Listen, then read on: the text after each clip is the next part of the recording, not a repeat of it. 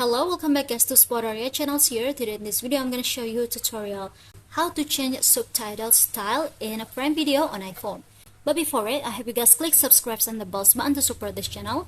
And yeah, now without any further ado, let's get started to the video. Well guys, firstly, that you have to do, of course, just go ahead to your Prime Video applications, and after tap on this My Stuff option like this here guys. And now go ahead to this gear icon, which is settings on your phone.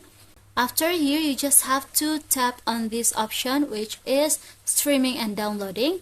Now at the bottom we'll find out the subtitles style. You just have to tap on it, yeah guys. And this is the information that you have to change this subtitle style from your settings. I'm gonna close my Prime Video and now tap on the settings options. And after in the setting, just tap on this accessibility. Now scroll it down until we found that the option which is subtitles and captioning like this. And yeah, now go to this style. And this is the style that I use for the subtitles, yeah guys. If you want to change it, you just have to choose these options at the bottom. And if you're done, you just have to go back because it will save automatically.